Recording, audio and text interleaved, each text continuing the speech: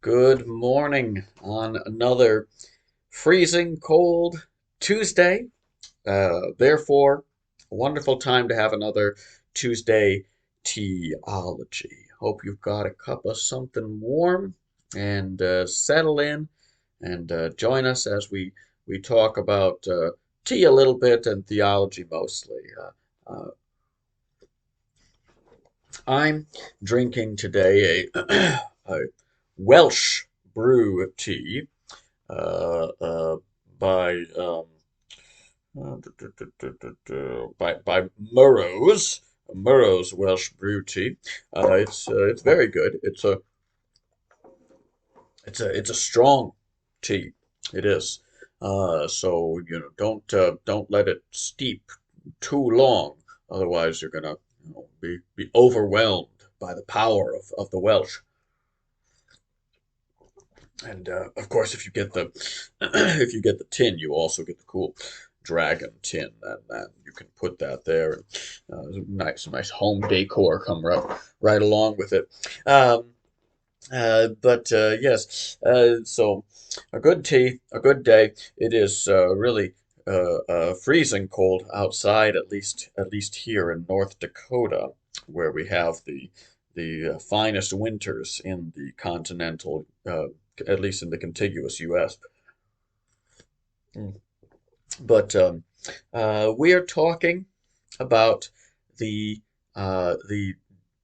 death and resurrection of Christ. And we've come to this time of talking about the death of Christ. Introduced the subject last week. We were reminded that this is the redeeming work of God, and right at the climax of the redeeming work of God, that it comes from the love of God. This is the work of God triune. The Father sent his Son by the Spirit to be our Redeemer, to go to the cross and die for our sins, and to rise from the grave so that we could have life. So we're going to today begin to uh, walk more closely through some of those events of that passion and death of Christ. And so when you go through your yearly celebration, if you are a Christian, if you attend church and you have Palm Sunday, and then if you're not careful, you can skip right to Easter Sunday and miss the whole thing. Uh, Hopefully your church at least has a Good Friday service or something where you remember the death of Christ. And some churches do more, and they have other things to remember some of those events of what's called the Passion, leading up to the death of Christ. And so we might begin uh, with the Last Supper. Um, that Jesus and his disciples observed the Passover, but he gave new significance to it. And there were a couple of new things he did. One, of course, is the story of how Jesus washed his disciples' feet when they came to table for the Last Supper. And that was, he was taking upon himself the task of a lowly servant,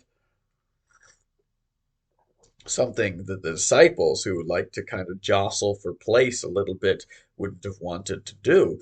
And Jesus took it upon himself, and he was demonstrating the leadership in the kingdom that comes in service, and his wonderful humility and love, um, that he had come down to save.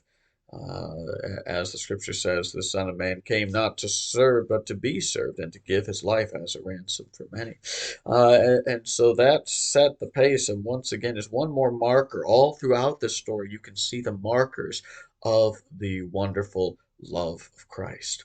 And then when it came to the meal, he gave new significance to the elements of the Passover. He explained the key substitutionary nature of what he was about to do in the symbols of key elements in the meal. It is interesting that there's nothing recorded in the Gospels about Jesus um, taking the Passover lamb and relating its significance, which is kind of curious because That would seem the connection between Jesus and the Passover lamb in the broader context is clear.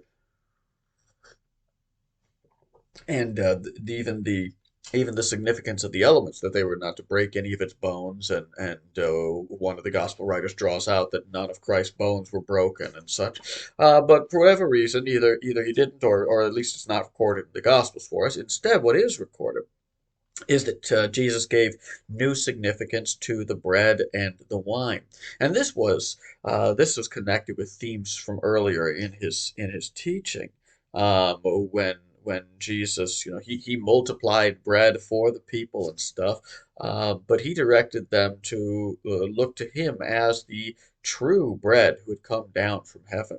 And so it's in keeping with that he once again identifies and takes the bread and identifies it with his flesh, with his body.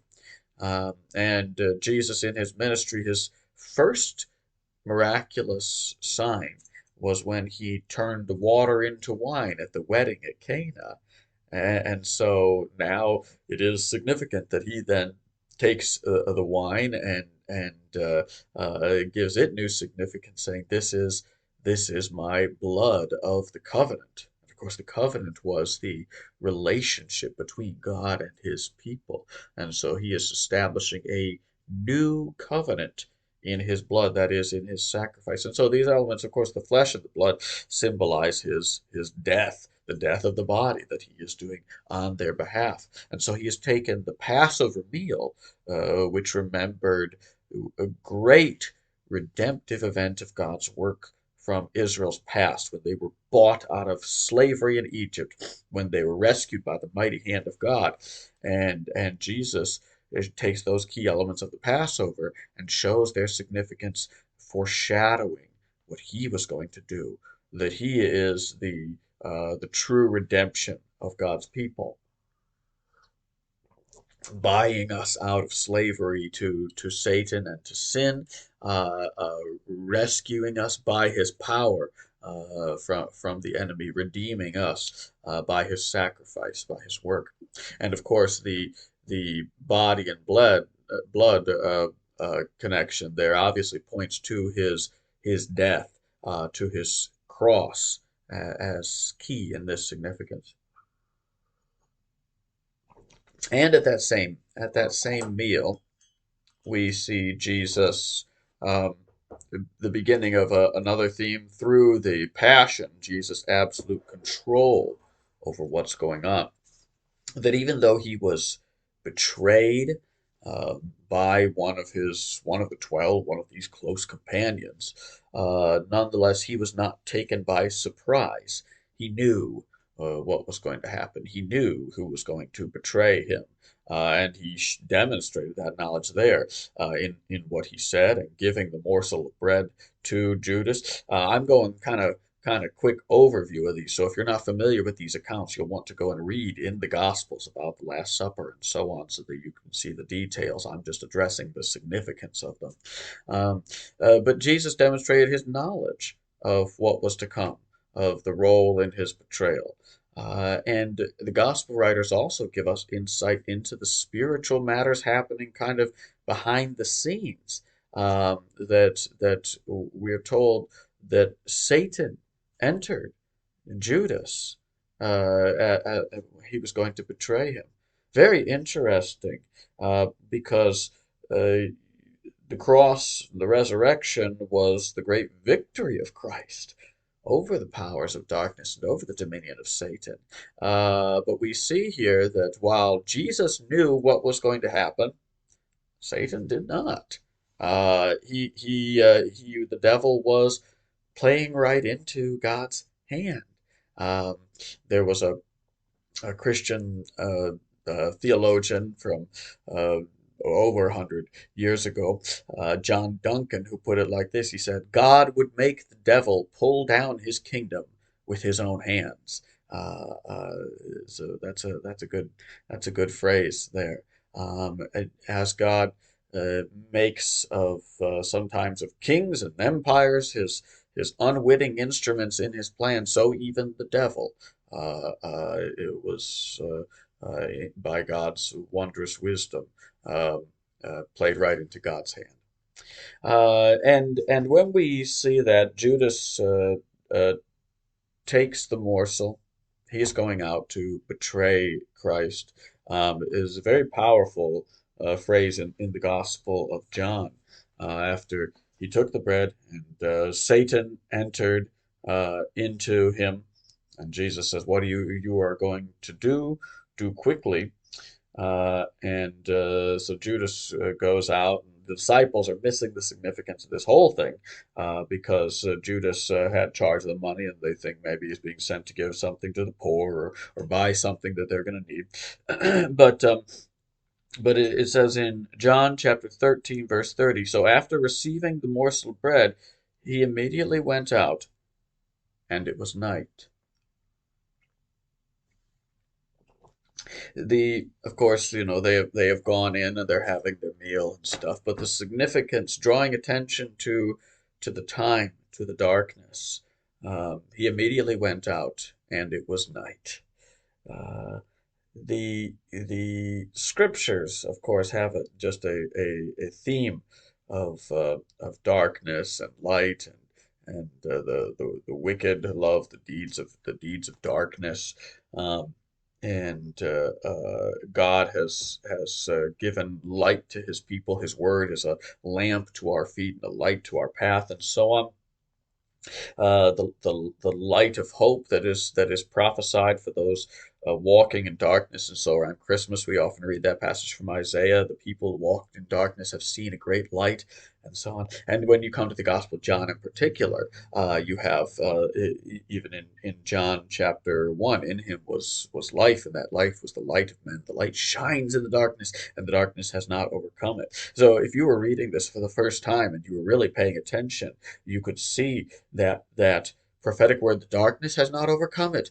But here you see Satan entering Judas, and you come to this, and it was night. Here is the time of darkness. Are God's promises going to hold true? Jesus said, "I am the light of the world," but it is night. Is the light to be snuffed out? Well, of course, the great drama of the death and resurrection of Christ shows here the light of the world entering into our darkness. And we are coming to see the death of Christ. And yet in the resurrection, we see the triumph. Even through the hour of darkness, Christ triumphs and brings light and life. And so that interplay um, is very powerful when you see what God is doing and what God has done for us. And so we will stop there with just Jesus with the Passover meal, and next week, Lord willing, we'll continue to the Garden of Gethsemane and the prayers of Jesus Christ as we walk through the story.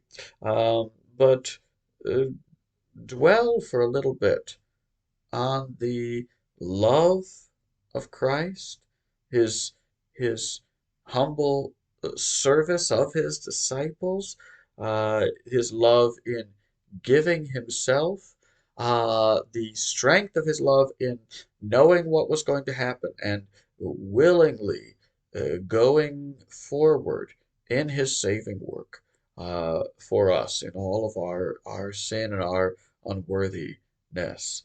When we read the gospel records of the passion of Christ, we are continually reminded of his strength and his love to bring about redemption for us.